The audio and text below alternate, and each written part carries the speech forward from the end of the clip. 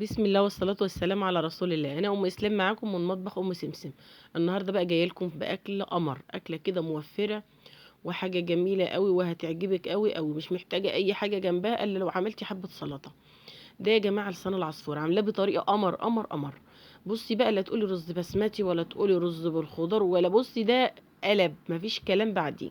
لو عملتيه بالطريقة دي بصي قد ايه شكله جميل وريحته مش قادرة اقولك قلب الدنيا. لو عملتي لسان العصفور بالطريقة دي مش هتعمليه الا بيها تاني. صدقيني بصي هتعتمديها على طول اساسية، وجبة اساسية في كل اكلاتك. اجمل من رز ولا مكرونة بقى ولا، والله حتى البسمتي هو فرق. تعالي بقى نشوف عملناها ازاي. صلوا على النبي حبايب قلبي، اللهم صل وسلم وبارك على سيدنا محمد وعلى اله وصحبه وسلم. ولو اول مره تشوفيني يا ريت تشتركي في قناتي وتفعلي زر الجرس عشان يوصلك كل جديد.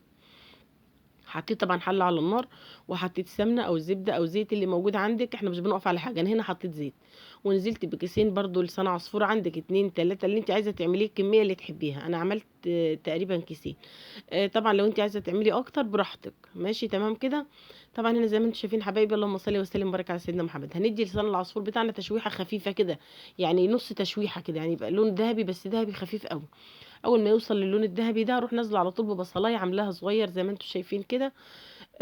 زي ما انتم شايفين. وهبدا بقى ان انا اشوح. انا حابه ريحه البصل تطلع ولسان العصفور بتاعي ياخد اللون الذهبي اللي احنا كلنا عارفينه وبنعمل بيه الشوربه والحاجات دي.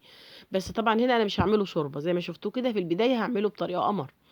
هدي تشويحه بقى لحد ما اشم ريحه البصل بتاعي طلعت. اول ما ريحه البصل على طول تطلع يا حبايب قلبي يا امارات انتوا، هتروحي على طول نازله بعصير طماطم تكوني عاملاه تمام كده، حوالي نص كوز طماطم، او يعني كوبايه طماطم. بصي طماطم يعني كميه حلوه مش قليله تمام كده. انا حابه ريحه البصل تطلع وحابه لسان العصفور بتاعي ياخد اللون الذهبي القمر. انا هكمل تشويحته مع البصل، فاهمين؟ يعني انا عملت، يعني انا شوحت حمرت لسان العصفور نص تحميره كده، وكملت تحميره مع البصل. فاهمين انا عملت ايه؟ عشان تبقوا عارفين يعني.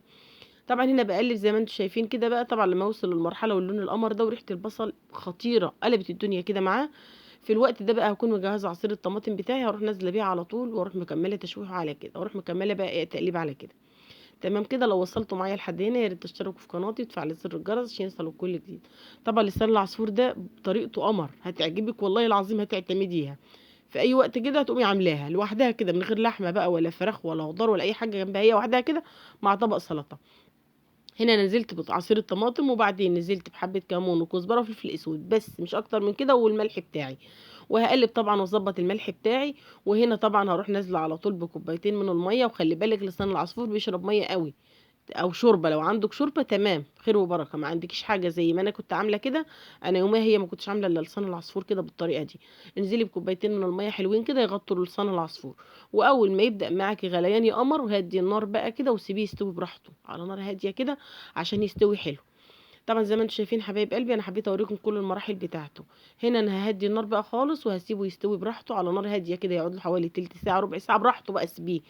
وخلي بالك بقى هنا بعد ما سوى، الله اكبر، قمر قمر قمر والله العظيم يا جماعه، طعمه مميز قوي وحلو قوي والله العظيم. لا تقولي لصنع، لا تقولي صنع صوبه اي ثانيه، ولا تقولي بسمتي ولا اي حاجه. الطريقه دي والله معتمده، جربيها بس والله العظيم تعتمديها في كل اكلاتك. صلوا على النبي حبايب قلبي، اللهم صل وسلم وبارك على سيدنا محمد. يلا اعملي بالطريقه دي وقولي لي ايه رايك في الكومنتات. ولو اول مره تشوفيني اشتركي في قناتي وفعلي زر الجرس عشان يوصلوا كل جديد. يلا حبايب قلبي، ربنا يا رب يحسن بين ايديكم، اترككم في رعايه الله وامنه، والسلام عليكم ورحمه الله وبركاته.